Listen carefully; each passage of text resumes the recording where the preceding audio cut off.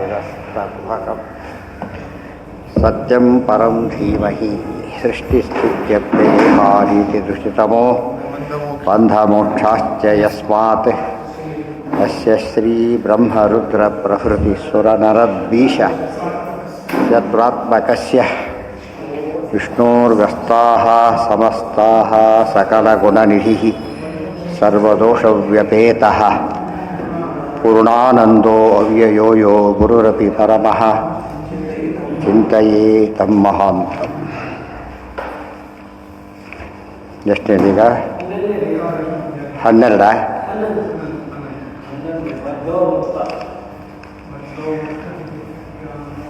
ಬದ್ಧೋ ಮುಕ್ತ ಇತಿ ಶ್ರೀ ಭಗವಾನುವಾಚ ಬದ್ಧೋ ಮುಕ್ತ ಇತಿ ಹ್ಯಾಖ್ಯಾ ಗುಣತೋ ಮೇ ನವಸ್ತುತಃ ಗುಣಸ್ಯ ಮಾಯಾಮೂಲತ್ವಾತ್ ನ ಮೇ ಮೋಕ್ಷೋ ನ ಬಂಧನಂ ಮೇ ಗುಣತಃ ಮದ್ವಶ ಸತ್ವಾದೇಹೇ. ಪರಮಾತ್ಮನಿಗೇನಿಲ್ಲ ಬದ್ಧೋ ಮುಕ್ತ ಇತಿ ವ್ಯಾಖ್ಯಾ ಗುಣತೋ ಮೇ ನ ವಸ್ತುತಃ. ಪರಮಾತ್ಮನಿಗೆ ಬದ್ಧ ಮುಕ್ತ ಅಂತಕ್ಕಂಥ ಸ್ಥಿತಿ ವಸ್ತುತ ಇಲ್ಲವೇ ಇಲ್ಲ. ಜೀವನಿಗೂ ಕೂಡ ಬದ್ಧ ಮುಕ್ತ ಅಂದರೆ ಗುಣಗಳಿಂದಾಗಿ ಬದ್ಧ. ಪರಮಾತ್ಮ ಯಾವ ಗುಣಗಳಿಂದ? ತ್ರಿಗುಣಗಳಿಂದ. ಪರಮಾತ್ಮ ತ್ರಿಗುಣಗಳಿಂದ ಬದ್ಧನಲ್ಲ, ಅದರಿಂದ ಮುಕ್ತನಾಗೋ ಪ್ರಸಂಗನೂ ಬರೋದಿಲ್ಲ. ಜೀವರು ಹಾಗಲ್ಲ, ತ್ರಿಗುಣಗಳಿಂದ ಬದ್ಧರು, ಸ್ವರೂಪತಃ ಇಲ್ಲ. ನಾ ವಸ್ತುತಃ ಸಂಸಾರದಲ್ಲಿ ಬದ್ಧ, ಬಂಧನ ಬದ್ಧ, ಬಂಧನಕ್ಕೆ ಒಳಗಾದವನು. ಯಾಕೆ ಲೇಟ್ ಆಯ್ತಾ? ಹಾಂ,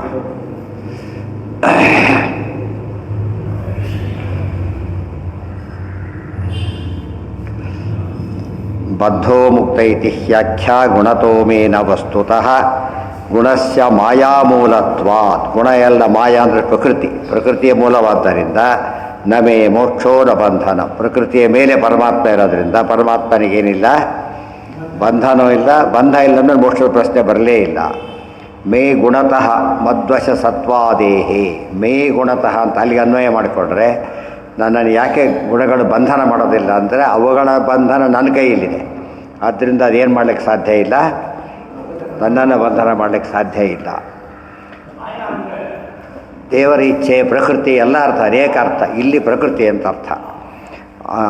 ಅಮಾಯತ್ವಾದಿ ಗುಣೋಹಂ ಬಂಧಮೋಕ್ಷೌ ನ ಚಾಪಿ ಮೇ ಮದಧೀನಸ್ಯ ಜೀವಸ್ಯ ಬಂಧಮೋಕ್ಷೌ ಸದೈವತು ಇತಿ ಸ್ವಭಾವೇ. ಒಟ್ಟು ಶ್ಲೋಕದ ತಾತ್ಪರ್ಯ ಏನು ಅಂದರೆ ಅಮಾಯತ್ವಾತ್ ನಿರ್ಗುಣೋ ಅಹಂ ಬಂಧಮೋಕ್ಷೌ ನ ಚಾಪಿ ಮೇ ಮದಧೀರಸ್ಯ ಜೀವಸ್ಯ ಬಂಧಮೋಕ್ಷೌ ಸದೈವತು ಇತಿ ಸ್ವಭಾವ್ಯೇ.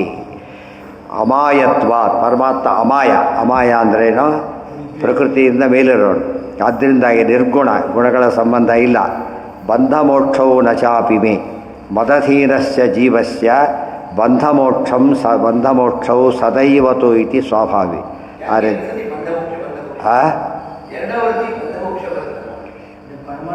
ದೇವರಿಗೆ ಇಲ್ಲ ಅಂತ ಹೇಳೋದಕ್ಕೆ ಒಂದು ಸಲ, ಜೀವನಿಗೆ ಇವೆ ಅಂತ ಹೇಳೋದಕ್ಕೆ ಇನ್ನೊಂದು ಸಲ ಅಷ್ಟೇ. ದೇವರಿಗೆ ಬಂಧನ ಇಲ್ಲ, ಮೋಕ್ಷನೂ ಇಲ್ಲ. ಬಂಧನೂ ಇದೆ, ಮೋಕ್ಷನೂ ಇದೆ. ಪರಮಾತ್ಮರಿಗೆ ಯಾವ ರೀತಿಯಲ್ಲೂ ಇಲ್ಲ, ಜೀವನಿಯ ಸ್ವರೂಪದಲ್ಲಿ ಇಲ್ಲ, ಹೊರಗಡೆಯಿಂದ ಇದೆ. ಆದ್ದರಿಂದ ಅದು ಹೋದರೆ ಬಿಡುಗಡೆ ಹೋಗ್ತಾರೆ.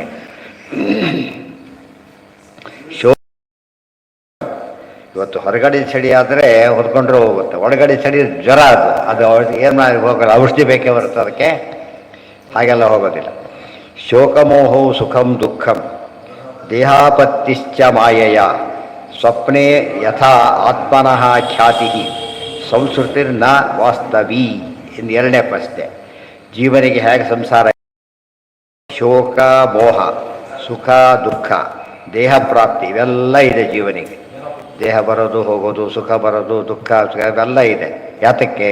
ಮಾಯೆಯ ಪ್ರಕೃತಿಯ ಅಧೀನದಲ್ಲಿರೋ ಒಂದು ಕಾರಣ. ದೈವೀಹೇಷ ಗುಣಮಯಿ ಮಮ ಮಾಯಾ ದುರತ್ಯಯ. ನನ್ನ ಅಧೀನದಲ್ಲಿ ಮಾಯೆ ಇರೋದು. ಅದು ಹೇಗೆ ಅಂದರೆ ಸ್ವಪ್ನೇ ಯಥಾ ಆತ್ಮನ ಖ್ಯಾತಿ ಸಂಸ್ಕೃತಿರ್ನತು ವಾಸ್ತವಿ. ಅದು ಇಲ್ಲಿ ವಾಸ್ತವ್ಯ ಏನು ತಿಳ್ಕೊಂಡ್ಬಿಟ್ರು ಅವರು? ಬಂದ ಸುಳ್ಳು ಅಂತ ತಿಳ್ಕೊಂಡ್ಬಿಟ್ರು. ಅಲ್ಲ, ಅನಿತ್ಯ, ಇದು ನಿತ್ಯವಾದದ್ದಲ್ಲ. ಇವತ್ತು ಇಟ್ ಹ್ಯಾಸ್ ಎನ್ ಎಂಡ್ ಅಂತ ಅರ್ಥ. ಇದು ಕೊನೆ ಇರತಕ್ಕಂಥ ಬಂಧನ. ಅವ್ರೇನು ತಿಳ್ಕೊಂಡ್ಬಿಡ್ತಾರೆ? ಇವತ್ತು ಕನಸಿನಲ್ಲಿ ಏನೋ ಕಡದಾಗ ಭಾಳ ದುಃಖಪಟ್ಟು ಹೋದಕ್ಕೆ ಹೋಗಿ ಹೇಳ್ತಾನೆ, ನೋಡಿದರೆ ಏನಿಲ್ಲ, ಏನಿಲ್ಲ.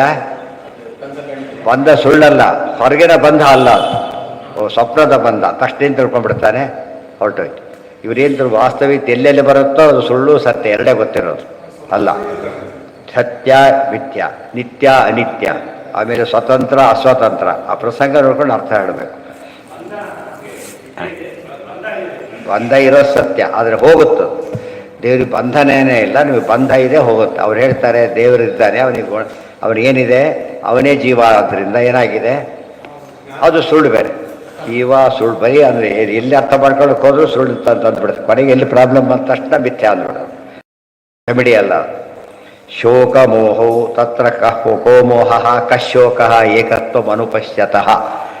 ಪರಮಾತ್ಮನ ಸ್ವಾತಂತ್ರ್ಯವನ್ನು ತಿಳಿದವನಿಗೆ ಶೋಕಮೋಹಗಳಿಲ್ಲ, ತಿಳಿದೇ ಇದ್ದವನಿಗೆ ಶೋಕಮೋಹಗಳಿವೆ. ಆದರೆ ಅನಿತ್ಯ ಆದ್ದರಿಂದ ಸಂಸಾರ ಇಬ್ಬರಿಗೂ ಅನಿತ್ಯನೇ, ತಮಯೋಗ್ಯರಿಗೂ ಅನಿತ್ಯ, ಇವರಿಗೂ ಅನಿತ್ಯ.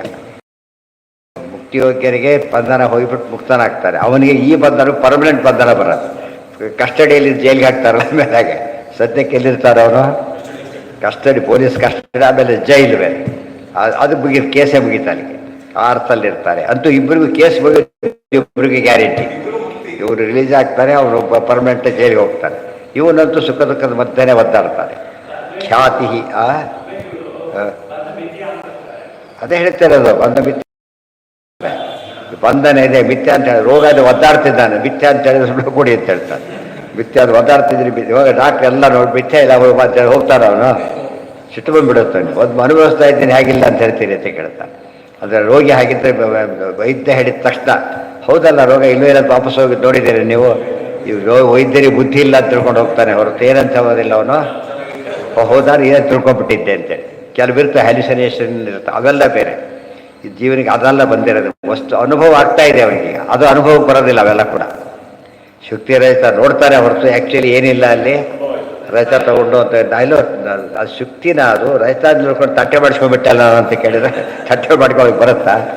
ತಟ್ಟೆ ಮಾಡ್ಕೊಂಡು ಕೊಟ್ಟಿದ್ದೀರಿ ಅಂದರೆ ಸರಿ, ಕೊನೆ ಪಟ್ಟಿದೆಯಾ, ತಟ್ಟೆ ಮಾಡ್ಕೊಂಡ್ಬಿಟ್ಟ. ನೀರಲ್ಲೂ ಅದನ್ನು ಕುಡಿದು ಬಿಟ್ಟಲ್ಲ, ಬಾಯಾರಿಕೆ ಹೋಗಿಬಿಡ್ತಲ್ಲ ಆಗಿದ್ದರೆ ಅಂತ ಕೇಳಿದರೆ, ಬಾಯಾರಿಕೆ ಹೋಗಿದ್ದರಿಂದನೇ ಏನಂತ ಅರ್ಥ, ಅದು ನೀರು ಅಂತ ಕನ್ಫರ್ಮ್ ಆಯಿತು.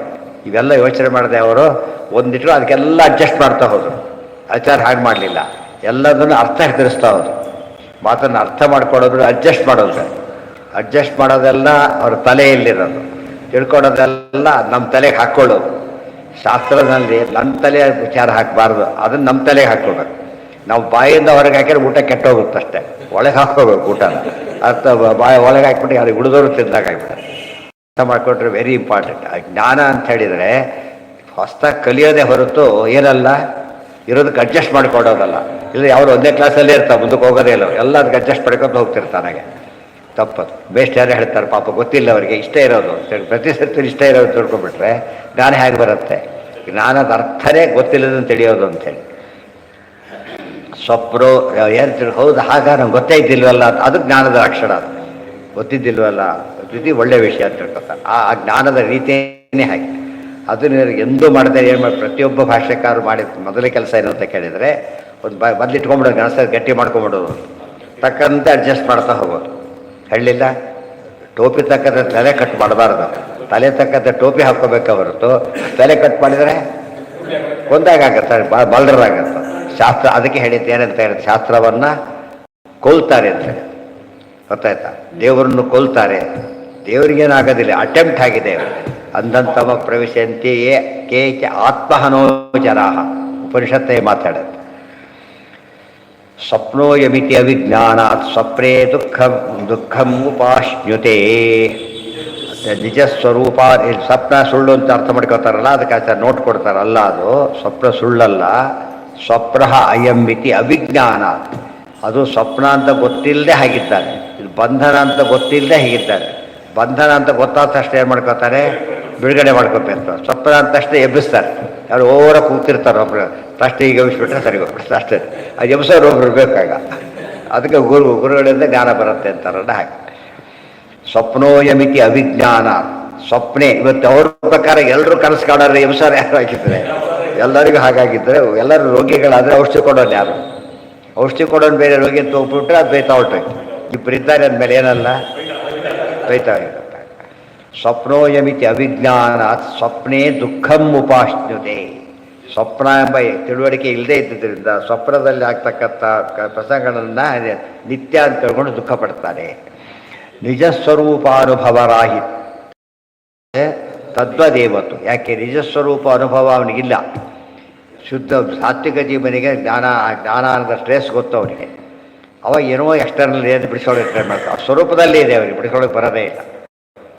ಇತಿತು ಜಾಗ್ರತ್ ದುಃಖಮಪಿ ಪ್ರೋಕ್ತಂ ವಿಷ್ಣು ತತ್ವಂ ನ ಪಶ್ಯತಃ. ಜಾಗ್ರತ್ ದುಃಖ ಅಂದ್ರೇನು? ಸ್ವಪ್ನದ ದುಃಖ ಅನ್ನೋದು ಬೇರೆ, ಜಾಗ್ರತ್ ದುಃಖ ಎಚ್ಚರ ಇದ್ದಾಗ ದುಃಖ. ಎರಡು ಕೂಡ ಅದು ಸತ್ಯ, ಇದು ಸತ್ಯನೇ.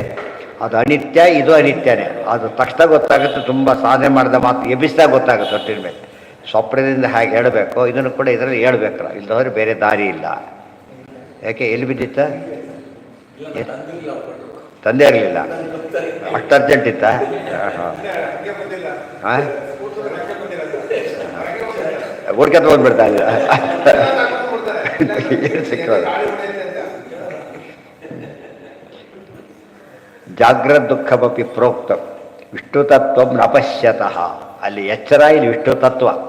ವಿಷ್ಣು ಎಚ್ಚರ ಇಲ್ಲದವನಿಗೆ ಹೇಗೆ ಸ್ವಪ್ನದಲ್ಲಿ ದುಃಖಾದಿಗಳಾಗುತ್ತೋ, ವಿಷ್ಣು ತತ್ವ ತಿಳಿಯದಿದ್ದವನಿಗೆ ಏನಾಗುತ್ತೆ ಹಾಗಾಗುತ್ತೆ. ಅದಕ್ಕೆ ಯಾನಿಶಾ ಸರ್ವಭೂತಾನಾಂ ತಸ್ಯಾಂ ಜಾಗತ್ಯ ಸಂಯಮ. ಹೇಳೋದು ಅಂದರೆ ದೇವ್ರ ಬಗ್ಗೆ ತಿಳಿಯೋದು ಅಂತ ಅರ್ಥ. ಎದ್ದು ಕೂತ್ಕೊಂಡು ಟಿ ವಿ ನೋಡ್ತಾ ಎದ್ದಿದ್ದಾನೆ ಆ್ಯಕ್ಚುಲಿ ಅವನು. ಆದರೆ ಆ ಹೇಳೋದಲ್ಲ ಲಕ್ಷಣ ಅಲ್ಲ ಅದು. ಕ್ಲಾಸಿಗೆ ಹೋದ್ಬಿಟ್ಟು ಟಿ ವಿ ನೋಡ್ತಾ ಕೂತ್ರೆ ಎಚ್ಚೆತ್ತಿಲ್ಲ ಅವರು, ಬರ್ತ್ಬಿಟ್ಟಿದ್ದಾರೆ. ಎಂತ ಕ್ಲಾಸ್ ಇಲ್ಲ ಅಂತೇಳಿ ಯಾರು ತಕ್ಷಣ ಎದ್ದ, ಹೇಳಿದ ತಕ್ಷಣ ಅರೆ ನಾಳೆ ಇವತ್ತಿಂದ ನಾವು ಇವಾಗ ಬರ್ತೇ ಹೋಗಿತ್ತು ಅಂತೇಳಿ ಅರ್ಥ ಆಯ್ತು. ಆಗೇ ಹೋಗೋದೆಲ್ಲ ಅವ್ರಿಗೆ ಬೇಕಿಲ್ಲ ಅಂತ ಅರ್ಥ.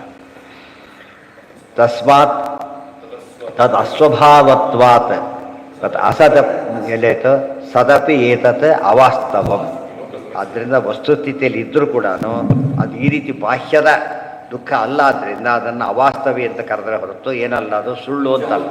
ಸ್ವಪ್ನದಲ್ಲೇ ನಿಜವಾಗಲೂ ಅವನಂತ ಸ್ವಪ್ನ ಬಿದ್ದಿದ್ದಕ್ಕೆ ಎದ್ದ ಮೇಲೆ ಕೂಡ ಎಷ್ಟೋ ಥರ ಇನ್ನೂ ಗಾಬರಿ ಆಗ್ತಿರ್ತಾರೆ, ನಡುಕ್ತಾ ಇರ್ತಾರೆ ಇನ್ನೂ ಕೂಡ. ಯಾತಕ್ಕೆ? ಯಾವುದಕ್ಕೊಂದು ತಿಳ್ಕೊಂಡಿರ್ಬೇಕು. ಯಾವುದು ಸುಳ್ಳು ಅದಕ್ಕೆ ಏನು ಮಾಡೋ ಶಕ್ತಿ ಇಲ್ಲ. ಜ್ಞಾನಕ್ಕೆ ಮಾತ್ರ ಇರೋದು. ಅವ್ನು ನಡುಕ್ತಾ ಇರೋದು ಜ್ಞಾನ ಇದೆ, ಜ್ಞಾನಕ್ಕೆ ವಿಷಯ ಇರಬೇಕು. ಅಲ್ಲಿ ಭ್ರಮೆ ವಿಷಯ, ಇಲ್ಲದ ತಪ್ಪು ತಿಳ್ಕೊಂಡಿದ್ದು. ಇಲ್ಲೇನಾಗಿದೆ, ಹೊರಗಿಂದನ್ನು ಒಳಗಿಂದನ್ನು ಕನ್ಫ್ಯೂಸ್ ಮಾಡ್ಕೊಂಡ್ಬಿಟ್ಟಿದ್ದ. ಹೊರಗಿನ ದುಃಖ ಅಲ್ಲ ಅದು, ಒಳಗಿನ ದುಃಖ ಎದ್ರೆ ಹೋಗುತ್ತೆ ಅಷ್ಟೇ. ವಿದ್ಯಾವಿದ್ಯೆ ಮಮತನು, ಈ ಮುಳ್ಳು ಸಿಕ್ತಿರುತ್ತೆ ಅಂತೆಲ್ಲ ಸರ್ಜರಿ ಮಾಡಬೇಕಾಗಿಲ್ಲ. ಮೇಲೆ ಮುಳ್ಳು ಕಾಣಿಸ್ತಾ ಇದೆ ಜೋರಾಗಿ, ಸರ್ಜರಿ ಮಾಡೋ ನೆಸಿಟಿ ಇಲ್ಲ. ಏನು ಬೇಕಾದಕ್ಕೆ ಯಾರು ಬೇಕಾದ್ರೂ ಕಿತ್ಬೋದು. ಆದರೆ ಒಳಗಿಂದ ಇವರೆಲ್ಲ ಕಿತ್ಲಕ್ಕೆ ಬರೋದಿಲ್ಲ. ಯಾಕೆ ಕಿತ್ಬೇಕಾದ್ರೆ ಎಷ್ಟು ವೈದ್ಯನೇ ಆಗಬೇಕೆ ಹೊರತು ಅದು ಎಲ್ಲರಿಗೂ ಮಾಡೋದಿಲ್ಲ ಆ ಕೆಲಸನ. ಜನರಲ್ ಫಿಸಿಷಿಯನ್ ಆಪ್ರೇಷನ್ ಮಾಡೋದಿಲ್ಲ ಅವರು. ಏನು ಮಾಡ್ತಾರೆ, ಇಂಥವ್ರು ಹೋಗಿ ಕಳಿಸ್ತಾ ಇರುತ್ತೆ, ಅವ್ರು ಮಾಡೋದಿಲ್ಲ. ಸಂಬಂಧಪಟ್ಟವರೇ ಮಾಡಬೇಕಾದ್ರೆ. ಇದು ಅರ್ಥ ಮಾಡಿಕೊಂಡ್ರೆ ಬಾಹ್ಯ ದುಃಖ ಆಂತರಿಕ ದುಃಖದ ಭಾಳ ವ್ಯತ್ಯಾಸ ಇದೆ. ಬಾಹ್ಯ ದುಃಖಕ್ಕೆ ನಾವು ಬೇರೆ ರೀತಿ ರೆಮಿಡಿ ಕೊಡ್ಬೋದು. ಆಂತರಿಕ ದುಃಖಕ್ಕೆ ಮಾತ್ರ ಇಲ್ಲಿ ಸರಿ ಮಾಡಬೇಕಾದ್ರೆ ಒಳಗಿಂದನೇ ಸರಿ ಮಾಡಬೇಕು. ಮನಸ್ಸೇ ಮೂಲ ಅದಕ್ಕೆಲ್ಲ. ಅದಕ್ಕೆ ಮನ ಏವ ಮನುಷ್ಯಾಣ ಕಾರಣಂ ಬಂಧ ಮೋಕ್ಷಯೋ ಅಂಥೇಳಿ. ಏನೇ? ಹೌದೌದು. ಹಾಂ ಹಾಂ ಹಾಂ ಸೂಚನೆ ಕೊಟ್ಟರು ಅಂತ. ಅದಕ್ಕೆ ಸ್ವಪ್ನದಲ್ಲಿ ಕೊಟ್ಟಿದ್ದು ಕೂಡ ಸತ್ಯ ಸಿಗ್ಬೋದು. ಎಷ್ಟೊತ್ತು ನೋಡೋ ಕೈಲಿರುತ್ತದೆ. ಅದು ಎಕ್ಸ್ಟ್ರಾ ಅದೇ, ವೆರಿ ರೇರ್ ಕೇಸ್ಗಳವೆಲ್ಲ. ಅಲ್ಲ, ಆ ಸ್ವಪ್ನದಲ್ಲಿ ಪ್ರತಿಮೆ ಕೊಟ್ಟ ಬಂದರೂ ಒಳ್ಳೆಯದೇ. ಅದು ಪ್ರತಿಮೆ ಇರೋದಿಲ್ಲ ಕೈಲಿ ಆ್ಯಕ್ಚುಲಿ ಅದು. ಬಟ್ ಆ್ಯಕ್ಚುಲಿ ಕೊಟ್ಟಾಗ ನಿಜವಾಗ ನೋಡಿ ಕೈಲಿರುತ್ತೆ. ಅದು ತೀರಾ ಎಕ್ಸ್ಟ್ರಾಡಿನರಿ ಕೇಸ್ಗಳವೆಲ್ಲ. ಅರ್ಜುನ ಕರ್ಕೊಂಡೇ ಹೋದ್ರಲ್ಲ ವಾಸ್ತವವಾಗಿ ಆ ರೀತಿಯಲ್ಲಿ. ನಮಗೆ ಕಾಶಿಗೆ ಹೋದಾಗೆ ಡೆಲ್ಲಿ ಬದರಿಗೆ ಹೋದಾಗ ಕಲಿಸ್ಬಿಡ್ಬೋದು. ಅದು ಆ್ಯಕ್ಚುಲಿ ಕೃಷ್ಣ ಇಲ್ಲೇ ಕರ್ಕೊಂಡು ಹೋಗ್ತಾನೆ, ಕೈಲಾಸ ಕರ್ಕೊಂಡೋಗಿ ಪಾಶುಪತಾಸ್ತ್ರ ಮತ್ತೊಮ್ಮೆ ಕೊಡಿಸಿ ಉದ್ಧಾರ ಮಾಡ್ತಾರೆ. ಅದು ಬೇರೆ. ಅದು ನಡೆಯೋದು ಎಲ್ಲೋ ಎಷ್ಟೋ ಕೋಟಿಗಳಿಗೆ ಒಮ್ಮೆ ನಡೆಯುತ್ತೆ, ಎಷ್ಟೋ ಕೋಟಿಗಳಿಗೆ. ಇದು ಸಾಮಾನ್ಯ ನಡೀಬೋದು. ಕನಸಲ್ಲೇ ಪ್ರತಿಭೆ ಕೊಟ್ಟ ಬೇಕಾದಷ್ಟು ಕಾಣ್ಬೋದು, ಎಷ್ಟೋ ಜನಕ್ಕೆ ಕಾಣುತ್ತೆ. ಆಮೇಲೆ ಯಾರೋ ತಂದು ಕೊಡ್ತಾರೆ, ಅದು ಮ್ಯಾಚ್ ಆಗುತ್ತೆ. ಯಾರೋ ಕೊಟ್ಟ ಹೌದಲ್ಲ, ನೀನು ಕನಸಲ್ಲಿ ಕೊಟ್ಟಾಗ ನಿಜವಾಗ್ಲೂ ಕೊಟ್ಟುಬಿಟ್ರಲ್ಲ ಅಂತ ಆಗ ಅದು ಬೇರೆ. ಆ ಕನಸಲ್ಲೇ ಕೊಟ್ಟಿದ್ದು ಎದುರಿಗೆ ಕಂಡ್ರೆ ವಿಜಯದಾಸರಿಗೆ ಬೋಳೆ ಕೊಟ್ಟಿದ್ದು ಹಾಗೆ ಅಂತ ಹೇಳ್ತಾರೆ. ಎಲ್ಲ ಕೊಟ್ಟರಲ್ಲ ಅದೇ ಹೇಳ್ತಿದ್ರು. ಕೆಲವು ಸುಳ್ಳು 90% ಜನ ಸುಳ್ಳು ತೋರಿಸ್ತಾರೆ. ಭಾರಿತ ದೊಡ್ಡವರು ತೋರಿಸಿ ಬಯಸ್ಮಾಡಿ ಸುಳ್ಳು ಏನೂ ಆಗಿರೋದಿಲ್ಲ. ಅದಕ್ಕೆ ಅದಾಗಿದೆ ಚೇಂಜಸ್ ಕಾಣಬೇಕು. ಅವರಲ್ಲಿ ಏನು ಚೇಂಜಸ್ ಇರೋದಿಲ್ಲ, ಅದೇ ಪ್ರಕಾರನೇ ಇರ್ತಾರೆ. ಅನುಗ್ರಹ ಮಾಡಿ ಏನು ಉಪಯೋಗ? ಅದರಿಂದ ಎತ್ಕೊಳ್ಬೇಕದು. ಕೇಳಿದ್ರೆ ನಾವು ಹೇಳಲೇಬೇಕಾಗಿದೆ, ಏನೋ ಆಗಿದೆ ಅಂತ ನಮಗೆ ಅನ್ನಿಸ್ಬೇಕದು. ಬದಲಾಗಿದೆ ವಿದ್ಯಾರ್ಥಿ ಮಲಿದಾಗ ಆಗಿದ್ದು ನೋಡಿದರೆ ಟೋಟಲಿ ಚೇಂಜ್ ಅದು. ಇವ್ರು ಉಳಿದವ್ರ ಮುಂದೆ ಕ್ಯೂ ನಿಲ್ತಿದ್ರು, ಅಂಥ ಸ್ಥಿತಿ ಇತ್ತು. ಈಗ ಅವ್ರ ಮುಂದೆ ಕ್ಯೂ ನಿಲ್ಲಾಗ ಜನಗಳೆಲ್ಲ ರಾಜ ಮಹಾರಾಜರು. ಅದು ಕೂಡ ಅದು ಚೇಂಜ್. ಅದನ್ನು ಒಪ್ಕೊಳ್ಳೇಬೇಕು. ರೋಗ ವಾಸಿಯಾಗಿದ್ದಕ್ಕೂ ವಾಸಿ ಡಿಫ್ರೆನ್ಸ್ ಗೊತ್ತಾಗುತ್ತಾ ಇಲ್ವಾ? ಡಿಸ್ಚಾರ್ಜ್ ಆಗಿ ಬಂದ್ಮೇಲೆ ನಾವು ಲವಲವಿಕೆಯಿಂದ ಇದ್ರೆ ಸರಿ, ಇಲ್ಲಿ ಹೋದರೆ ಇನ್ಕ್ಯೂರಬಲ್ ಪ್ರಾಬ್ಲಮ್ ಕಳಿಸಿದಾಗ ಗೊತ್ತಾಗತ್ತೆ ಅಷ್ಟೆ. ಅದು ವ್ಯತ್ಯಾಸ ತುಂಬ. ಅದನ್ನೆಲ್ಲ ಯೋಚನೆ ಮಾಡೋದಕ್ಕೆ ಮನನ ಅಂತ ಕರೆಯೋದು. ಎಲ್ಲ ಕೇಳಿಬಿಡ್ತೇವಲ್ಲ, ಅವ್ರೇನು ಹೇಳಿದರು ಸುಳ್ಳು ಅಂತ ಅವ್ರು ಹೇಳಿದರು, ಇವರು ಹೀಗೆ ಹೇಳಿದರು, ಯೋಚನೆ ಮಾಡ್ತಾ ಕೊಡಬೇಕು ಯಾವುದು ಸರಿ ಅಂತೇಳಿ. ಅವಾಗ ಅನುಭವ ಏನು ಮಾಡುತ್ತೆ, ಅದು ಫೈನಲ್. ಅನುಭವ ಫೈನಲ್. ಇವ್ರು ಹೇಳಿದ ಸರಿಯಾಗಿದೆ, ಆದ್ದರಿಂದ ಅವ್ರು ಸರಿಯಾಗಿ ಹೇಳಿದ್ದಾರೆ ಗುರುಗಳು. ಅವ್ರು ಹೇಳಲಿಲ್ಲ ಆದ್ದರಿಂದ ವೃತ್ತ ಬರಲಿಲ್ಲ. ಅದು ಅಲ್ಲೇ ನಮ್ಮ ರೋಲ್ ಇದೆ. ಪ್ರತಿಯೊಬ್ಬರಿಗೂ ಕೂಡ ಒಂದು ರೋಲ್ ಯಾಕಿದೆ ಅಂದರೆ ಮನನ ಇಲ್ಲದ ಮನನ ಯಾರೋ ಮಾಡೋಂಗಿಲ್ಲ. ಯಾರು ಮಾಡಬೇಕು ಮನನ? ಶ್ರವಣನೂ ತಾನೇ ಮಾಡಬೇಕು, ತಾನು ತಿಳಿಬೇಕಾದ್ರೆ. ಮನನೂ ತಾನೇ ಮಾಡಬೇಕು, ದರ್ಶನೂ ತಾನೇ ಮಾಡಬೇಕು. ಅವರು ಇನ್ನೊಂದು ಮಾಡೋಂಗಿಲ್ಲ. ಎಲ್ಲಾದ್ರೂ ಊಟ ಇರೋಕೆ ಇನ್ನೊಬ್ರ ಕೈಲಿ ಮಾಡ್ಸೋಕ್ಕಾಗತ್ತಾ? ನಮ್ಮ ಊಟನ ಸಾಧ್ಯ ಇಲ್ಲ. ನಮ್ಗೆ ಬೇರೆ ಕೆಲಸ ಮಾಡಿಸೋ ಅದೆಲ್ಲ ಸೈನ್ ಮಾತ್ರ ತಾನೇ ಹಾಗೆ ಮಾಡಬೇಕು. ಹಾಗೆ ಹೆಬ್ಬೆಟ್ಟು ತಂದೆ ಇನ್ನೊಬ್ರು ನೀವೇ ಬಟ್ ಇನ್ನೊಬ್ರು ಹೆಟ್ಬೋದು ಇನ್ವ್ಯಾಲಿಡ್ ಆಗುತ್ತೆ. ಆ ಕೆಲವೊಂದು ನಾವೇ ಮಾಡಬೇಕಾದ್ರು. ಅದಕ್ಕೆ ಸ್ವಧರ್ಮ ಅಂತ ಕರೆದರು. ಯಾವುದೋ ನಾವು ಬಿಟ್ಟು ಬೇರೆಯವ್ರಿಗೆ ಮಾಡಲಿಕ್ಕೆ ಸಾಧ್ಯ ಇಲ್ಲ, ಅದೇನಂತ ಕರೀತಾರೆ, ಅದು ಸ್ವಧರ್ಮ. ಡ್ರಾಫ್ಟ್ ಯಾರು ಮಾಡಿಕೊಡ್ಬೋದು, ಅದು ಡಾಕ್ಯುಮೆಂಟ್ ಆಗಿ ರೂಲ್ ಸೈನ್ ಮಾಡಿದರೆ ಮಾತ್ರನೇ.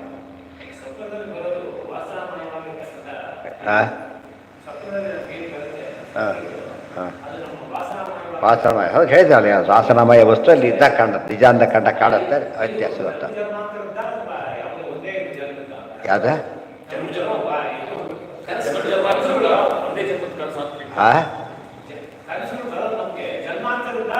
ಬೆಳಿ ಜನ್ಮ ಯಾವ ಬೇಕಾದ್ರೂ ಬಿಡ್ಬೋದು, ಅದು ಯಾವುದೋ ಜನ ಬೇಕಾದ್ರೂ ಆಗ್ಬೋದು.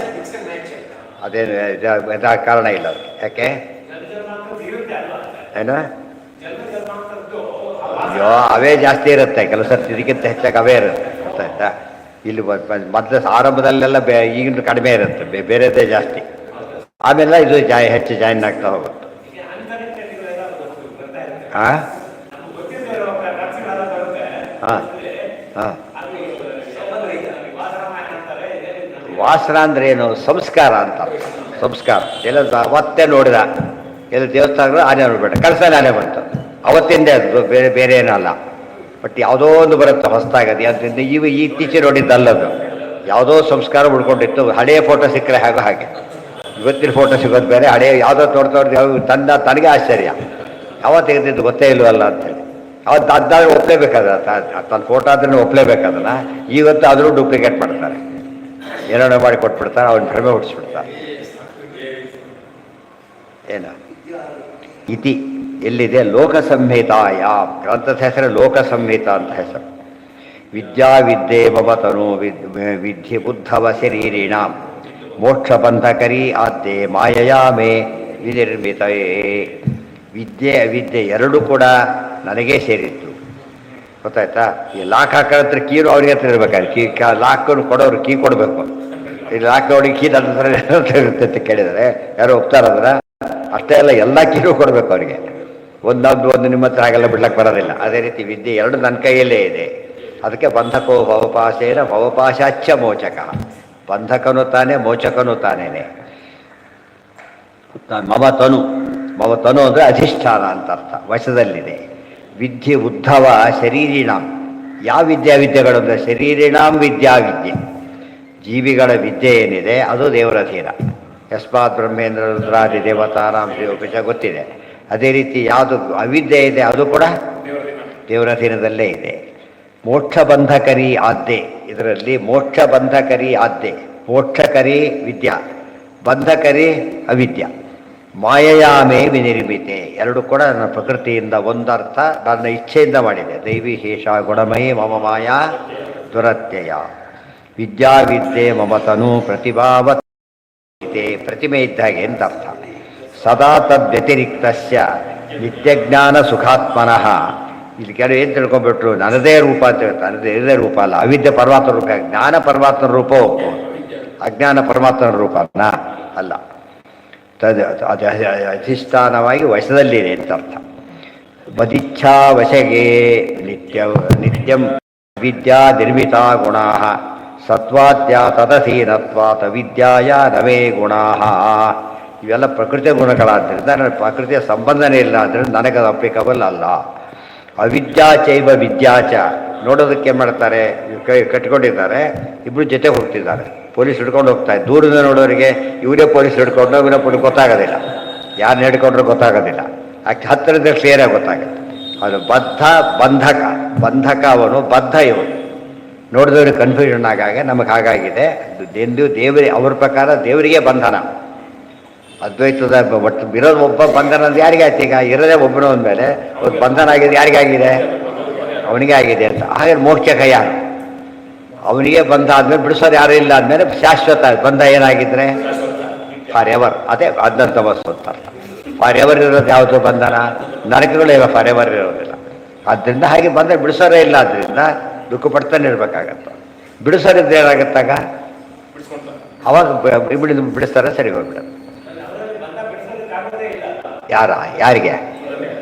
ಅದಕ್ಕೆ ಹೇಳಿದ್ದವ್ರಿಗೆ ಬಿಡಿಸೋರಿಲ್ಲ ಅಂತ ಅವರೇ ಒಪ್ಕೊಂಡ ಮೇಲೆ ಇಲ್ಲ ಇಲ್ಲ, ಅವ್ರ ಪ್ರಕಾರ ಇಲ್ಲ ಅಂದಮೇಲೆ ಇಲ್ವೇ. ಮದಿಚ್ಛ ಅವನೇ ಅನಾಥ ಅಂತ ಡಿಕ್ಲೇರ್ ಮಾಡಿದರೆ ಹಾಗೆ ಅವನು ಯಾರು ಕೇರ್ ಟೇಕರ್? ಯಾರಿಗೆ ಮೇಲೆ ಕಂಪ್ಲೇಂಟ್ ಕೊಡ್ಬೇಕು? ಯಾರಿಗೆ ಕೊಡಬೇಕು? ಅವನ ಮೇಲೆ ಯಾರಿಲ್ಲ ಅಂತ ಹೇಳಿದ್ಮೇಲೆ ಆ ಥರ ಆಗಿ ಸತ್ವಾದ್ಯ ಮತಧೀನತ್ವಾತ್ ಅವಿದ್ಯಾಯ ನವೇ ಗುಣಾ. ಸತ್ವಾದಿಗಳೆಲ್ಲ ತನ್ನ ಅಧೀನವಾದ್ದರಿಂದ ದೇವರ ಗುಣಗಳಲ್ಲ. ದೇವರ ಕೈಯಲ್ಲಿರೋ ಗುಣಗಳೇ ಹೊರತು ದೇವರಿಗೆ ಪೀಡಿಸ್ತಕ್ಕಂಥ ಗುಣಗಳಲ್ಲ. ಅವಿದ್ಯಾಚೈವ ವಿದ್ಯಾಚ ಗುಣಾ ಸತ್ವಾದಿಕಾ ಅಪಿ ದೇಹೋತ್ಪತ್ತಿ ಸುಖಂ ದುಃಖಂ ಸರ್ವಮೇತದ್ ಮದಿಚ್ಛಯ ಇದೆ. ಸುಖ ದುಃಖೇ ಸವೇ ಕೃತ್ವ ಲಾಭಾಲಾಭೋ, ಅದಕ್ಕೆ ಅರ್ಥ ಇದೆ. ಎಲ್ಲ ದೇವರ ಅಧೀನ ಅಂದಮೇಲೆ ನಾವೇ ಕ್ವಶನ್ ಮಾಡಬೇಕು. ಇವತ್ತು ಸುಖ ಕೊಟ್ಟ ದೇವರು ಕೊಟ್ಟ, ದುಃಖನೂ ದೇವರು ಕೊಟ್ಟ ಅಂದಮೇಲೆ ಯಾರನ್ನ ಕೇಳಿದರೆ ಹೋಗುತ್ತದೋ? ಅದಕ್ಕೆ ಸ್ತೋತ್ರ ಹೇಳಿದರೆ ಏನಾಗಿತ್ತಾಗ ಎಷ್ಟೋ ಆಪತ್ತು ಪರಿಹಾರ ಆಗಿಬಿಡ. ಎಷ್ಟೋ ದುಃಖ ಯಾತಕ್ಕೆ ಅಂತ ಕೇಳಿದರೆ ಯಾರೇ ಕೊಟ್ಟಿದ್ರು ಫೈನಲ್ ಯಾರ ಕೈಯಲ್ಲಿದೆ ಅದು? ಮತ್ತು ಯಾರೇ ಬಂಧನ ಮಾಡಿದ್ರು ಕೂಡ ಮುಖ್ಯ ವ್ಯಕ್ತಿ ಬಿಡಿಸೋ ಅಧಿಕಾರ ಇದೆ. ಅವ್ನು ಬಂಧನ ಮಾಡದೆ ಹೋದ್ರೂ ಕೂಡ ಅಧಿಕಾರ ಇದೆ. ಇನ್ನು ತಾನೇ ಬಂಧನ ಮಾಡಿದಾದ್ರೂ ಸಮಸ್ಯೆನೇ ಬರೋದಿಲ್ಲ. ಯಾರು ನಮ್ಮದು ಯಾರ್ದ ನಾವು ಆರ್ಡರ್ ಮಾಡ್ತಾ ಇದ್ದಲ್ಲ. ದೇಹೋತ್ಪತ್ತಿ ಅಂದರೆ ಹುಟ್ಟು, ಸುಖ ಅಂದರೆ ಸುಖಾನುಭವ, ದುಃಖ ಅಂದರೆ ದುಃಖಾನುಭವ. ಸರ್ವಮೇತತ್ ಮದಿಚ್ಛಯ. ಈ ವಾಸುದೇವ ಸರ್ವ ಅದೊಂದು ಅರ್ಥ.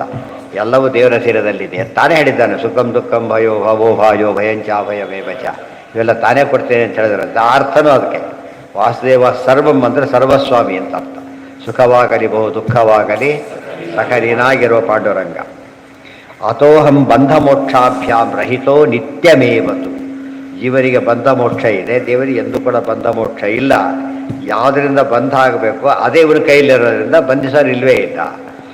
ಅತೋಹಂ ಬಂಧ ಮೋಕ್ಷಾಭ್ಯಾಂ ರಹಿತೋ ನಿತ್ಯಮೇವತು ಮುಕ್ತ ಶಬ್ದೋದಿತೋ ಬಂಧರಾಹಿತ್ಯಾತ್ಮ ವಿಮೋಖತಃ. ಅದಕ್ಕೆ ದೇವರು ಮುಕ್ತ ಅಂತ ಕರೆಯೋದು. ನೋಡಿ ಸ್ವಾರಸ್ಯ, ಮುಕ್ತರಿದ್ದಾರೆ, ಮುಕ್ತರು ಅಂತ ಕರೀತಾರೆ, ದೇವರನ್ನು ಮುಕ್ತ ಅಂತ ಕರೀತಾರೆ. ಆದರೆ ಇವರು ಮುಕ್ತರು ಅಂದ್ರೆ ಇವರಿಗೆ ಏನರ್ಥ? ಹಿಂದೆ ಬಂಧ ಇತ್ತು, ಈ ಬಿಡುಗಡೆ ಆಗಿ ದೇವರು ಮುಕ್ತ ಅಂದರೆ ಯಾವಾಗಲೂ ಮುಕ್ತ ಅಂತ ಅರ್ಥ. ಅದಕ್ಕೆ ನಿತ್ಯ ಮುಕ್ತ ಅಂತ ಕರೆದು ನಿತ್ಯ ಮುಕ್ತ. ಮುಕ್ತ ನಿತ್ಯ ಮುಕ್ತ, ಬಿಡುಗಡೆ ಹೊಂದಿದವನು, ಬಂಧನವೇ ಇಲ್ಲದವನು. ಬಂಧನ ಇಲ್ಲದವನು ನಿತ್ಯ ಮುಕ್ತ, ಬಂಧ ಇದ್ದು ಬಿಡುಗಡೆಯಾದವನು ಮುಕ್ತ. ಇದು ಅರ್ಥ ಮಾಡ್ಕೊಂಡು ಡಿಫರೆನ್ಸ್ ಗೊತ್ತಾಗುತ್ತೆ. ಮುಕ್ತ ಶಬ್ದೋದಿತೋ ಬಂಧರಾಹಿತ್ಯ ತನ್ನ ವಿಮೋಖತಃ. ಬಂಧ ಇಲ್ಲ ಎಂಬರ್ಥದಲ್ಲಿ ದೇವರ ಮುಕ್ತ ಅಂತ ಕರೀತಾರೆ ಹೊರತು ಅವನಿಗೆ ಬಂಧ ಇದ್ದು ಆಮೇಲೆ ಬಿಡುಗಡೆ ಹೊಂದಿದ ಎಂಬ ಅರ್ಥದಲ್ಲಿ ಕರೆಯೋದಿಲ್ಲ. ಇತಿ ಕಾಲ ಸಂಹಿತಾಯ ಶ್ರೀಸ್ತು ವಿದ್ಯಾ ಸಮುದ್ದಿಷ್ಟ ದುರ್ಗಾ ಅವಿದ್ಯಾ ಪ್ರಕೀರ್ತಿತ ತೇ ತು ಅನಾದಿ ಹರೇರಿಚ್ಛಾ ನಿಯತೆ ಸರ್ವದೈವತು ಇತಿ ಮಾಯಾವೈಭವೇ. ಈಗ ವಿದ್ಯಾ ಅನ್ನೋದಕ್ಕೆ ಒಳಗಿನ ಅರ್ಥ ಹೇಳ್ತಾರೆ. ವಿದ್ಯಾ ಅಂದರೆ ಶ್ರೀರೂಪದ ಮಹಾಲಕ್ಷ್ಮಿ, ಅವಿದ್ಯಾ ಅಂದರೆ ದುರ್ಗಾ ರೂಪದ ಮಹಾಲಕ್ಷ್ಮಿ ಅಷ್ಟೇ. ಇಬ್ಬರು ಯಾರು ಪರಮಾತ್ಮನ ಪತ್ನಿಯರಾದ್ದರಿಂದ ಬಂಧನ ಇದೆಯಾ? ಇಲ್ಲ. ತೇತು ಅನಾದಿ ಹರೇರಿಚ್ಛಾ ನಿಯತೆ. ಶ್ರೀಸ್ತು ವಿದ್ಯಾ ಈ ನಮಗೆ ಅರ್ಥ ಆಗುತ್ತೆ. ಶ್ರೀಮಾನ್ ವಿಷ್ಣು ಸಹಸ್ರನಾಮದ ಪದ. ಶ್ರೀಮಾನ್ ಅಂದರೆ ಏನರ್ಥ? ವಿದ್ಯಾಧಿಪತಿ ಅಂತ. ವಿದ್ಯಾಧಿಪತಿ ನಮ್ಮ ಒಂದರ್ಥ ಏನು ಗೊತ್ತಿತ್ತು? ಭಾರಿ ಶ್ರೀಮಂತ ಅಂಥೇಳಿ. ಸಂಪದ್ಭರಿತ ಈಗಲ್ಲ, ಜ್ಞಾನವಂತ ಅಂತ ಅರ್ಥ ಬರುತ್ತೆ. ಈ ಅರ್ಥ ಇಟ್ಕೊಂಡಾಗ ಶ್ರೀಮಂತವೇನಂ ಹನುಮಂತ ಮಾಹು. ಹನುಮಂತ ಶ್ರೀಮಂತ ಅಂದರೆ ವಿದ್ಯಾವಂತ. ವಿದ್ಯೆಯಿಂದ ಸಂಪತ್ತು ಬರುತ್ತೆ, ಸಂಪತ್ತಿಂದ ವಿದ್ಯೆ ಬರೋದಿಲ್ಲ. ಇರೋ ಸಂಪತ್ತು ಹೋಗ್ಬೋದು ಅಷ್ಟೇ. ಅದೆಂದೂ ಕೂಡ ಏನಾಗೋದಿಲ್ಲ. ಸಂಪತ್ತನ್ನು ಕಳ್ಕೊಳ್ಳೋಕೆ ಸಂಪತ್ತಿದ್ರೆ ಸಾಕು. ಆದರೆ ಜ್ಞಾನ ಇದ್ದರೆ ಎಲ್ಲರೂ ನಂಬರ್ 1 ಇದ್ದಾನೆ. ನಿನಗೆ ಕೆಲಸ ಸಿಕ್ಕಿಲ್ಲ ಆದರೂ ಜ್ಞಾನ ಗೊತ್ತ, ಒಳ್ಳೆ ಇದು ಬ್ರೈಟ್ ಫ್ಯೂಚರ್ ಅಂತ ಕರೀತಾರೆ. ನಿನಗೆ ಕೆಲಸ ಸಿಕ್ಕಿಲ್ಲ ಆದರೆ ಫಸ್ಟ್ ರ್ಯಾಂಕ್ ಅವ್ರು ಸಿಗಲೇಬೇಕು, ಒಳ್ಳೇದಾಗೆ ಆಗುತ್ತೆ. ಇನ್ನೊಬ್ಬನು ಓದಿಲ್ಲ, ಎಷ್ಟೋ ಶ್ರೀಮಂತ, ಏನು ಉಪಯೋಗ ಅದರಿಂದ? ಎಲ್ಲ ಕಳ್ಕೊಂಡ್ಬಿಡ್ತಾರೆ. ಅವರೇ ಹೇಳಿ ಎಲ್ಲ ಕಳ್ಕೊಂಡ್ಬಿಡ್ತಾನೆ ಅವನು. ಅಜ್ಞಾನ ಅವಿದ್ಯೆ ಅಂದರು ಅಂತ ಅಜ್ಞಾನ ಅಂದರು. ವಿದ್ಯಾ ಜ್ಞಾನ, ಅವಿದ್ಯಾ ಅಜ್ಞಾನ. ಮಿಥ್ಯಾಜ್ಞಾನ ಕೂಡ ವಿದ್ಯಾ ಶ್ರೀರೂಪ, ಅವಿದ್ಯಾ ದುರ್ಗಾರೂಪ. ತೇತು ಅನಾದಿ ಹರೇರಿಚ್ಛಾರಿಯತೆ, ಅವು ಅನಾದಿ ರೂಪ, ಅವರು ನಿತ್ಯ ಮುಕ್ತರು. ಸರ್ವದೈವತು ಇದು ಮಾಯಾವೈಭವೇ. ಏಕಶ್ಚೈವ ಮಮಾಂಶಸ್ಯ ಜೀವಶ್ಚೈವ ಮಹಾಮತೆ. ಬಂಧೋ ಅಸ್ಯ ಅವಿದ್ಯೆಯ ಅನಾದಿರ್ವಿದ್ಯೆಯ ಚ ತಥೇತರತೆ. ಪರಮಾತ್ಮನಿಗೆ ಬಂಧನ ಇಲ್ಲ. ಇನ್ನೊಂದು ಕಾರಣ, ಆತನ ಜ್ಞಾನ ಸ್ವರೂಪ. ಅಂದಮೇಲೆ ಏನಿಲ್ಲ, ಅಜ್ಞಾನ ಬಂಧ, ಜ್ಞಾನ ಬಿಡುಗಡೆ. ಅಂದಮೇಲೆ ಯಾವಾಗಲೂ ಜ್ಞಾನ ಸ್ವರೂಪನಾದಾಗ ಏನಿಲ್ಲ, ಅಲ್ಲಿ ಅಜ್ಞಾನಕ್ಕೆ ಚಾನ್ಸೇ ಇಲ್ಲ. ಅಜ್ಞಾತ ಅಖಿಲ ಸಂವೇತ್ತು ಘಟತೆ ನಕುತಶ್ಚರತೆ ನಿತ್ಯ ಮುಕ್ತ. ಜ್ಞಾನ ಸ್ವರೂಪ. ಎಂಥ ಜ್ಞಾನ ಸ್ವರೂಪ? ಪೂರ್ಣ ಜ್ಞಾನ ಸ್ವರೂಪ. ಜೀವರು ಜ್ಞಾನ ಸ್ವರೂಪರಾದರೂ ಏನೇ ಸೇರಿಕೊಂಡಿದೆ ಅದರಲ್ಲಿ, ಇಷ್ಟೇ ಇಷ್ಟಿದೆ. ಆದ್ದರಿಂದ ಅದಕ್ಕೆ ಬಂಧನಕ್ಕೆ ಚಾನ್ಸ್ ಇದೆ ಅಲ್ಲಿ. ಆದರೆ ಶಕ್ತಿವಂತ, ಸ್ವಲ್ಪ ಶಕ್ತಿವಂತ ಹಿಡಿಬೋದು, ಅವನಿಗೆ ಹೆಚ್ಚು ಶಕ್ತಿ ಹಿಡಿದು ಬಿಡ್ತಾನೆ. ಪೂರ್ಣ ಶಕ್ತಿವಂತ ಹಿಡಿಯೋಕ್ಕಾಗೋದಿಲ್ಲ. ಆದ್ದರಿಂದ ಅದನ್ನೇ ಉಪಾಧಿ ಕಂಡ ಶುರುವಾಗಿದ್ದೇ ಅದರಿಂದ. ದೇವರು ಸರ್ವಜ್ಞ ಅಂತ ಕರೆದ ಮೇಲೆ ಅಜ್ಞಾನ ಹೇಗೆ ಬರುತ್ತೆ ಆತನಿಗೆ? ಅಜ್ಞಾನ ಬರೋದ್ರೆ ಸರ್ವಜ್ಞ ಹೇಗಾಗ್ತಾನೆ? ಎರಡಲ್ಲಿ ಒಂದನ್ನು ಬಿಡಲೇಬೇಕು ಅವರಿಗೆ. ತೇತು ಅನಾದಿ ಏಕಶ್ಚೈವ ಮಮಾಂಶಸ್ಯ ಜೀವಶ್ಚೈವಂ ಮಹಾಮತೆ. ಮತ್ತೆ ನಮಗೆ ಈ ಸಂಸಾರ ಬರಬಾರ್ದು. ಇವೆಲ್ಲ ಅನುಭವಿಸ್ತಾ ಇದ್ದೇವೆ, ಇವೆಲ್ಲ ಅನಿತ್ಯ ಹೋಗ್ಬಿಡುತ್ತೆ, ದೇವರಾಗಿಬಿಡ್ತೇವೆ ಅಂತ ಹೇಳಬಾರ್ದು. ಒಂದು ಸರ್ತಿ ಅದು ಬಂದರೂ ಕೂಡ ಏನದು ದೇವರು ಅಂತ. ದೇವರು ಎಂದೂ ಇರೋದಿಲ್ಲ ಅಂತ ಹೇಳಿದ ಮೇಲೆ ಸೂರ್ಯ ಒಮ್ಮೊಮ್ಮೆ ಕಪ್ಪಾಗ್ತಾರೆ ಅಂತ ಹೇಳ್ತೀರಾ? ಹಾಲು ಒಂದು ಕಪ್ಪಲ್ಲಿ ಎಲ್ಲರೂ ಸತ್ ನೋಡಿದ್ದೀರಾ? ಹೋಗಲಿ ಒಂದಸ್ತಾರೆ ಅದನ್ನು. ಕಪ್ಪಾಯಿತು ಅಂದ್ರೆ ಏನಲ್ಲ ಅದು, ಅಲ್ಲೇ ಅಲ್ಲ, ಮೋಸನೇ ಅಂತಾನೆ ಅರ್ಥ. ಬಂಧೋ ಅಸ್ಯ ಅವಿದ್ಯೆ. ಅದಕ್ಕೆ ಕೃಷ್ಣನ ಬಗ್ಗೆ ಹೇಳ್ಬೇಕಾದ್ರೆ ಒಂದೇ ಮನುಷ್ಯರ ಕೃಷ್ಣ ಯೋಚನೆ ಮಾಡ್ತಾ ಕೂತಂತ ಭಾಗವತ ಹೇಳೋದಿಲ್ಲ. ಭಾಗವತ ಹೇಳೋರು ಹೇಳ್ಬೋದು ಬೇಕಾದ್ರೆ, ಆದ್ರೆ ಭಾಗವತ ಹೇಳೋದಿಲ್ಲ. ಏನು ಹೇಳುತ್ತದೋ, ಯಾವಾಗ ಬಂದರೂ ಕೃಷ್ಣ ಹಸನ್ಮುಖಿ ಅಷ್ಟೇ. ಯಾಕೆ ಸಮಸ್ಯೆ ಇದ್ರೆ ತಾನೇ ಪರಿಹಾರ ಆಗಲಿಕ್ಕೆ. ಅವೆಲ್ಲ ಸಮಸ್ಯೆ, ನಮಗೆ ದೇವರಿಗೆ ಸಮಸ್ಯೆಗಳಲ್ಲ ಅದು. ಅರ್ಥ ಆಯ್ತಾ? ಅದೇ ಉಳಿದು ಯೋಚನೆ ಮಾಡ್ತಾರೆ. ಅದು ಅವಸರ ಮೋಹನ ಮಾಡ್ಲಿಕ್ಕೆ ಏನು ಮಾಡ್ತಾನೆ? ಸೀತಾ ಹುಡುಕ್ಸ್ಲಿಕ್ಕೆ ಕಳಿಸ್ತಾ. ಅದು ಅವಸರ ಮೋಹ ತನಗಿಲ್ಲ, ನೋಡೋರಿಗೆ ಹಾಗೆ ಮಾಡ್ತಾರೆ ಅಷ್ಟೇ. ತನಗೇ ಇದ್ದು ಒಪ್ಕೊಂಡ್ಬಿಟ್ರೆ ಏನಲ್ಲ, ದೇವರಲ್ಲ, ತೆಗೆದು ಹಾಕಿಬಿಡ್ಬೇಕಲ್ಲ. ಅವರೇ ಹಾಗಲ್ಲ, ದೇವರಿಗೂ ಹಾಗಾಗತ್ತೆ. ಒಮ್ಮೊಮ್ಮೆ ದೇವರಿಗೂ ಹಾಗಾಗತ್ತೆ. ದೇವ್ರ ಕಾನ್ಸೆಪ್ಟೇ ಇಲ್ಲ. ದೇವರು ಕೂಡ ನಮ್ಮಂತೇನೆ, ಅವನು ಸಾಧನೆ ಮಾಡೇ ದೊಡ್ಡವನಾಗಬೇಕು. ಗೊತ್ತಾಯ್ತಾ? ಈ ಥರ ಮಾತಾಡಿದ್ರೆ ದೇವ್ರ ಶಬ್ದನೇ ಅರ್ಥ ಆಗಿಲ್ಲ ಅಂತ ಅರ್ಥ. ತೇತು ಅನಾದಿ. ತುಂಬ ಜನ ಕಾರ್ತಿಕ್ ಮಾಸದಲ್ಲಿ ಸೂರ್ಯ ಯಾತಕ್ಕೆ ಜಾಸ್ತಿ ಬೆಳಕು ಕೊಡ್ತಾರೆ ಅಂದರೆ, ತುಂಬ ಜನ ದೀಪ ಹಚ್ತಾರಲ್ಲ, ಬೆಳಕು ಜಾಸ್ತಿ ಆಗಿಬಿಡೋದು ಸೂರ್ಯನಿಗೆ. ಗೊತ್ತಾಯ್ತಾ? ಬರಿಗಾಲದಲ್ಲಿ ಕಡಿಮೆ ಆಗೋದ್ರಿಂದ ಸ್ವಲ್ಪ ಡಲ್ ಆಗಿಬಿಡ್ತಾರೆ. ಈ ರೀತಿ ಕಾರಣ ಕೊಟ್ಟರೆ ಇವರು ದೀಪದಿಂದ ಸೂರ್ಯ ಬೆಳಗಬೇಕಾ? ಸೂರ್ಯನ 1 crore ತಲ್ಲ ಇದಕ್ಕೆ ಕೂಡ ಬರೋದಿಲ್ಲ ಎಲ್ಲ ಒಟ್ಟಿಗೆ ಜಾಯಿನ್ ಮಾಡಿದ್ರು ಕೂಡ. ಅದಕ್ಕೆ ರಾತ್ರಿ ಅಷ್ಟು ದೀಪ ಇದ್ದರೂ ಕೂಡ ಏನು ದೀಪ ಕಾಣಿಸುತ್ತೆ, ಪಕ್ಕದಲ್ಲಿರೋದು ಕಾಣಿಸೋದಿಲ್ಲ. ಯಾಕೆ? ಆ ದೀಪಕ್ಕೆ ಆಸಕ್ತಿ ಇಲ್ಲ. ಆ ದೇವರಿಗೆ ಸೂರ್ಯನಿಗೆ ಎರಡಿದೆ, ತಾನು ಕಾಣ್ತಾ ಉಳಿದು ತೋರಿಸ್ತಾನೆ. ಇದು ಹಾಗಲ್ಲ. ಅಂದರೆ ಜನಗಳಿಗೆ ಏನು ಮಾಡಿದ್ರು ಗೊತ್ತಾ? ಇವರೆಲ್ಲ ಹೇಳಿ ಹೇಳಿ ದೇವರು ಮೋಸ ಹೋಗ್ತಾರೆ, ದೇವರಿಗೂ ಅನ್ಯಾಯ ಆಗುತ್ತೆ ಪಾಪ. ಗೊತ್ತಾಯ್ತು? ಪಾಂಡವರು ಭೀಮನ್ ಬಿಟ್ಟರೆ ಉಳಿದವ್ರು ದೇವತೆಗಳಾದ್ರೂ ಮೋಸ ಆಗಲಿಲ್ಲ ಅವರಿಗೆ. ಅಷ್ಟು ದೇವ್ರು ಸ್ವಲ್ಪ ದೊಡ್ಡ ದೇವರು ಅಷ್ಟೇ ಇಲ್ಲ, ಸ್ವಲ್ಪ ದೊಡ್ಡ ದೇವರಾದ್ರಿಂದ ದೊಡ್ಡ ಮೋಸ ಆಗತ್ತೆ, ಅಂದರೆ ಸಣ್ಣ ಮೋಸ ಆಗತ್ತೆ. ಈ ಥರ ಹೇಳ್ಬಿಟ್ಟು ಜನಗಳಿಗೆ ದೇವ್ರ ಕಾನ್ಸೆಪ್ಟೇ ಕೆಡಿಸ್ಬಿಡ್ತಾರೆ. ಅರ್ಥ ಆಯ್ತಾ? ಈಗ ಅದು ಕೆಟ್ಟ ಮೇಲೆ ಏನಾಗುತ್ತೆ ಇವರಿಗೆ? ನಾನು ದೇವರು, ಇವತ್ತಿಲ್ಲ ನಾನು ಹಾಗೆ ಒಂದು ನಾನು ದೇವರಾಗ್ತಾ ಇದ್ದೆ ಭಾವನೆ ಬರೋದು. ಹಾಗಲ್ಲ ಅಂತ ಹೇಳಬೇಕಾದ್ರೆ, ಆಕಾಶ ಎಂದು ಕ್ರಿಯೇಟ್ ಮಾಡಿತ್ತು? ಮತ್ತು ಇಷ್ಟು ನಾನು ಸಣ್ಣವನಿಂದಾಗ ಎಷ್ಟು ಗೊತ್ತು, ಈಗ ಎಷ್ಟು ದೊಡ್ಡದಾಗಿದೆ ಆಕಾಶ ಅಂತ ಹೇಳಿ ಯಾರು ನಂಬ್ತಾರಲ್ಲ? ಯಾವಾಗಲೂ ಹೇಗಿದೆ ಅದು? ಒಂದೇ ರೀತಿಯಾಗಿದೆ. ಅದನ್ನೆಲ್ಲ ಕಾನ್ಸೆಪ್ಟ್ ತಿಳ್ಕೊಳ್ಳೋದಕ್ಕೆ ಮನನ ಅಂತ ಹೆಸರು. ಯಾರೇ ತಪ್ಪು 1000 ಹೇಳ್ಬೋದು, ನಮ್ಮ ಮನಸ್ಸೊಂದು ಇದೆಯಲ್ಲ, ಸಾಕ್ಷಿ ಇದೆಯಲ್ಲ, ಅದೇನು ಮಾಡುತ್ತೆ? ಅದನ್ನು ಎಕ್ಸಾಮಿನ್ ಮಾಡಿ ತಪ್ಪು ಅಂತ ಹೇಳಿಬಿಡೋದು. ಆ ಮನಸ್ಸು ಮನನ ಮಾಡಿದ ಮಾತ್ರ ಗೊತ್ತಾಗೋ ವಿಚಾರ. ಏಕಶ್ಚೈವ ಮಮಾಂಶಸ್ಯ. ನೋಡಿ, ಇದೇ ಮಾತು ಎಲ್ಲಿದೆ ಇದು? ಮಮೈವಾಂಶೋ ಜೀವಲೋಕೆ ಜೀವಭೂತ ಸನಾತನ. ಅದೇ ರೀತಿಯ ವಾಕ್ಯ. ಏಕಶ್ಚೈವ ಮಮಾಂಶಸ್ಯ ಜೀವಶ್ಚೈವ ಮಹಾಮತೆ ಬಂಧೋ ಅಸ್ಯ ಅವಿದ್ಯೆಯ. ಅದು ಭಗವದ್ಗೀತಾ, ಇದು ಭಗವದ್ಗೀತಾ.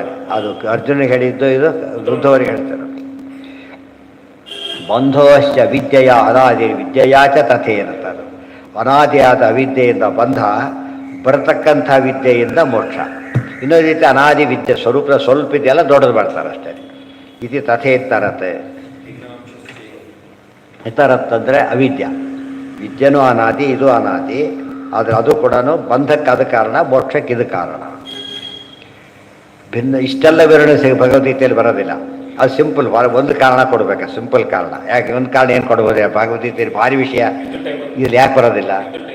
ಸ್ವಲ್ಪ ಹೊತ್ತು ಹಿಡಿತದೆ, ಗೊತ್ತಾಯ್ತಾ? ಇದಾದರೆ ಏನಿದೆ ಉದ್ದೋರಿಗೆ ಬೇಕಾದಷ್ಟು ಸರ್, ಅದು 2 ಸರ್ತಿ ಬೇರೆ ಹೇಳ್ತಾರೆ. ಇಲ್ಲೂ ಕೂಡ ಇಲ್ಲೇನೆ ಒಂದು ಸರ್ತಿ ಮೊದಲು, ಆಮೇಲೆ ಇದು ಅದೇ ಸನ್ನಿವೇಶ. ಆದ್ದರಿಂದ ಮತ್ತೆ ಇಲ್ಲಿ ಗಡಿಬಿಡಿ ಇಲ್ಲ, ಯಾವ ಗಡಿಬಿಡಿ ಇಲ್ಲ. ಅಲ್ಲಿ ಭಾರಿ ಅರ್ಜೆಂಟ್ ಇದೆ. ಮತ್ತು ಅರ್ಜುನ್ ಯುದ್ಧಕ್ಕೆ ತಯಾರು, ದೇವ್ರು ಕೃಷ್ಣನಿಗೆ ಅರ್ಜೆಂಟ್, ಅರ್ಜುನಿಗೆ ಅರ್ಜೆಂಟ್ ಇದೆ, ದೇವರಿಗೆಂತ ಅರ್ಜೆಂಟ್ ಇಲ್ಲ. ಅದಕ್ಕೋಸ್ಕರ ಅಷ್ಟು ಆಗಿ ಎಷ್ಟು ಬೇಕು ಅಷ್ಟು ಮಾತ್ರ ಹೇಳಿ. ಆ ದೃಷ್ಟಿಯಲ್ಲಿ ಇದು ವಿಸ್ತಾರ ಇರಲಿಕ್ಕೆ ಅದೊಂದು ಕಾರಣ, ಸಂಕ್ಷೇಪಕ್ಕೂ ಅದೇ ಕಾರಣ. ಭಿನ್ನಾಂಶಸ್ಯೈವ ಜೀವಸ್ಯ ಬಂಧಮೋಕ್ಷವು ನ ಮೇ ಕ್ವಚಿತ್. ಅರ್ಜುನನೇ ಹೇಳ್ತಾನೆ, ಯುದ್ಧ ಕಾಲ ಅದು, ನಾನು ಕೇಳಿದ್ದು ಹೋಗಿದೆ, ಮತ್ತೆ ಹೇಳು ಅಂತೇಳಿ. ಇದು ಈ ಕಾರಣ ಕೊಡೋಕ್ಕೆ ಬರಲ್ಲ, ಈಗ ಉದ್ಯೋಗ ಕಾರಣ ಕೊಡೋಕ್ಕೆ ಬರಲ್ಲ. ಯಾತಕ್ಕೆ? ಫ್ರೀಯಾಗೇ ಹೇಳಿದ್ದು. ಭಿನ್ನಾಂಶ, ಇಲ್ಲಿ ಅಂಶ ಅಂತ ಬಂದ ತಕ್ಷಣ ಆಚಾರ ಉತ್ತರ ಬರೀತಾರೆ. ಜೀವ ಅಂಶ ಅಂದರೆ ಭಿನ್ನಾಂಶ ಅಂತ ಅರ್ಥ. ಅಲ್ಲಿ ಅದೇ ಅರ್ಥ ಬರೀ. ಇದಿಷ್ಟು ಈ ಅರ್ಥ ಇಷ್ಟೆಲ್ಲ ಆಚಾರ ಅಲ್ಲಿ ಬರೆದಿಲ್ಲ, ಗೀತಾ ಭಾಷೆ ಅಂತ ಎಲ್ಲರಲ್ಲೂ ಬರೆದಿಲ್ಲ, ಇಲ್ಲಿ ಬರೆದಿಲ್ಲ. ಇದನ್ನೆಲ್ಲ ಈ ವಾಕ್ಯ ಫುಲ್ ಹಾಗೆ ಸೃಷ್ಟಿ ಮಾಡಬೇಕು. ಅಂಶ ಅಂತೇಳಿ ಕರೀತಾರೋ, ಭಿನ್ನಾಂಶಸ್ಯೈವ ಜೀವಸ್ಯ ಬಂಧ ಮೋಕ್ಷವು ನಮೇ ಕ್ವಚಿತ್. ಭಿನ್ನಾಂಶನಾದ ಜೀವನಿಗೆ ಬಂಧ ಮೋಕ್ಷಗಳಿದೆ, ಆದರೆ ಭಗವಂತನಿಗೆ ಭಿನ್ನಾಂಶ, ಪರಮಾತ್ಮ ಎಲ್ಲ ಸ್ವರೂಪಾಂಶ, ಎಲ್ಲ ರೂಪಗಳು ಕೂಡ. ಆದ್ದರಿಂದ ಏನಿಲ್ಲ, ಹೆಸರೇ ಇಲ್ಲ. ಅಭಿನ್ನಾಂಶಾಸ್ತು ಅಭಿನ್ನಾಂಶಾಸ್ತು ಮತ್ಸ್ಯಾದ್ಯಾಹ. ಅಭಿನ್ನಾಂಶ ಅಂದರೆ ಏನು? ಸ್ವರೂಪಾಂಶ ಅಂತ, ಭಿನ್ನವಲ್ಲದ ಅಂಶಗಳು. ಕಾಲವನ್ನಿವತೆ ತೇಜಸ ಇತ್ಯಾದ್ಯಾಹ ತೇಜಸಃ ಕಾಲವನ್ನಿವತೆ. ಜೀವಾತ್ ಭಿನ್ನಾಂಶಕಾಸ್ತತ್ರ ತೇಜಸಃ ಪ್ರತಿಬಿಂಬವತ್ತಿತಿ ವೈಲಕ್ಷಣ್ಯಂ. ಇದರಲ್ಲಿ ವಿಶೇಷ ಅಂದರೆ ದೃಷ್ಟಾಂತಗಳು ಕೊಡ್ತಾರೆ. ಭಿನ್ನಾಂಶಕ್ಕೊಂದು ದೃಷ್ಟಾಂತ, ಸ್ವರೂಪಾಂಶಕ್ಕೊಂದು ದೃಷ್ಟಾಂತ. ಹೇಗೆ ಅಂದರೆ, ಭಿನ್ನಾಂಶಕಾಹ ತೇಜಸಃ ಪ್ರತಿಬಿಂಬವತ್. ಸೂರ್ಯ ಇದ್ದರೆ ಸರೋವರದಲ್ಲಿ ಇದು ಕಾಣಿಸ್ತಾ ಇದೆ, ಸೂರ್ಯ ಪ್ರತಿಬಿಂಬ ಕಾಣಿಸ್ತಾ ಇದೆ. ಇದೇನಿದು? ಇಲ್ಲಿರೋ ಸೂರ್ಯ ಅಲ್ಲ, ಭಿನ್ನಾಂಶ ಇದು, ಗೊತ್ತಾ? ಅದು ಭಿನ್ನ, ಅದು ಸ್ವರೂಪಾಂಶ. ಅದೇ ಈಗ ಪ್ರಳಯ ಕಾಲದ ಬೆಂಕಿ, ಈ ಬೆಂಕಿ ಪ್ರಳಯ ಕಾಲದ ಬೆಂಕಿ ಇದೆ. ಪ್ರಳಯ ಕಾಲದ ಬೆಂಕಿ ಹೊರಗಿಂದ ಬಂದಿದ್ದಲ್ಲದು, ಗೊತ್ತಾಯ್ತಾ? ಸಾಲಿಡ್ ಅದು. ಎಲ್ಲೋದ್ರೆ ಹೇಗಿರುತ್ತದು? ಸ್ವರೂಪಾಂಶ, ಭಿನ್ನಾಂಶ ಅಂತಿಲ್ಲ ಅದಕ್ಕೆ. ಭಿನ್ನಾಂಶ ಓಡೋ ತಪ್ಪಿಸಬಹುದಾಗಿತ್ತು. ಪ್ರಳಯದಲ್ಲಿ ಎಲ್ಲ ಸುಟ್ಟು ಹೋಗುತ್ತೆ ಅಂದಮೇಲೆ ಏನಿಲ್ಲ ಅದರಲ್ಲಿ, ಭಿನ್ನಾಂಶ ಇಲ್ಲ. ಇಲ್ಲಿ ಹಾಗಲ್ಲ, ಪ್ರತಿಬಿಂಬ ಕಾಣೋದ್ರಿಂದ, ಸೂರ್ಯನ ಪ್ರತಿಬಿಂಬ, ಚಂದ್ರನ ಪ್ರತಿಬಿಂಬ ಕಾಣೋದ್ರಿಂದ ಪ್ರತಿಬಿಂಬ ಹೇಗೆ ಕಾಣಿಸುತ್ತೆ? ಮೂಲದಂತೆಯೇ ಕಾಣುತ್ತೆ, ಆದರೆ ಅದಲ್ಲ, ಅದಕ್ಕೆ ಭಿನ್ನಾಂಶ ಅಂತ ಕರೀತಾರೆ. ಯಾವುದು ಅದೇ ಆಗಿದೆ ಅದಕ್ಕೆ ಏನಂತ ಕರೀತಾರೆ? ಆದರೆ ಸ್ವರೂಪಾಂಶ ಅಂತ ಕರೀತಾರೆ. ಇಷ್ಟೇ ಅತ್ಯ. ಇಬ್ಬರು ಒಂದೇ ರೀತಿ ಇರ್ತಾರೆ.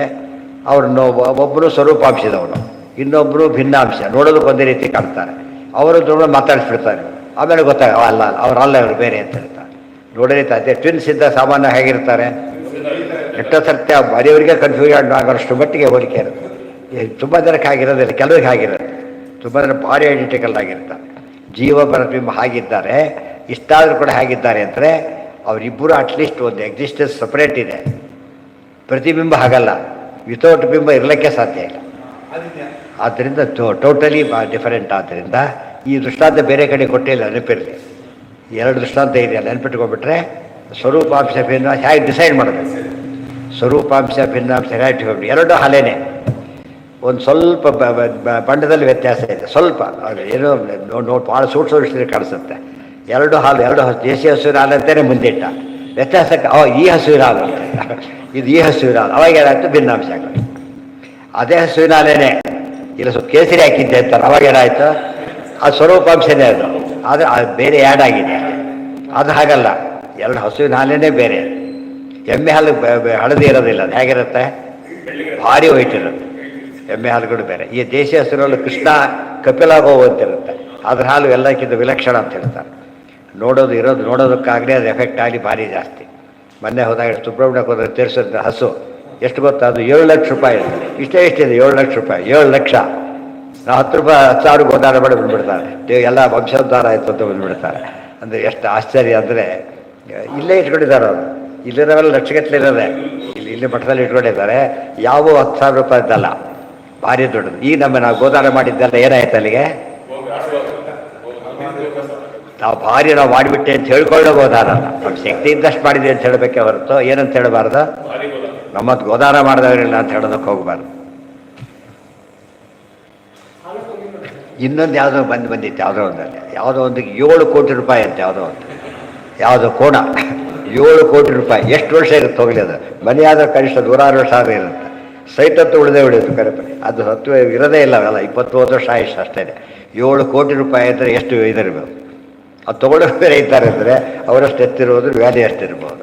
ಅದು ಮನುಷ್ಯರಿಗೆ ಇದು ಪ್ರಾಣಿಗಳಲ್ಲಿ ಇಷ್ಟು ವ್ಯತ್ಯಾಸ ಇರಬೇಕಾದ್ರೆ ಅದು ಇದು ಎಷ್ಟು ವ್ಯತ್ಯಾಸ ಇರಬೇಕು. ಅದು ಎಲ್ಲರೂ ಒಂದೇ ಅಂತ ಕರೆದು ಬಿಟ್ರೆ ಯಾರ್ಯಾರು ಏನೇನಾಗಿಬಿಡ್ತಾರಾಗ. ಅಥ ಬದ್ಧಸ್ಯ ಮುಕ್ತಸ್ಯ ವೈಲಕ್ಷಣ್ಯಂ ವದಾಮಿತೆ ವಿರುದ್ಧ ಧರ್ಮಿಣೋಸ್ತಾತ ಸ್ಥಿತಯೋ ಏಕಧರ್ಮಿಣಿ.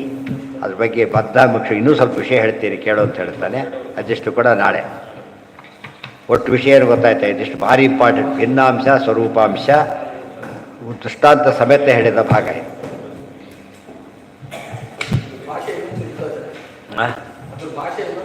ಇನ್ನೂ ಓದಿಲ್ಲ ಯಾವುದು ಬೇಡ ಮುಗಿಸ್ ನಾಳೆ ಹೇಳ. ಅದಕ್ಕೆ ಅಲ್ಲ, ಇನ್ನೂ ತುಂಬ ಇದೆ, ಓದಿಲ್ಲ.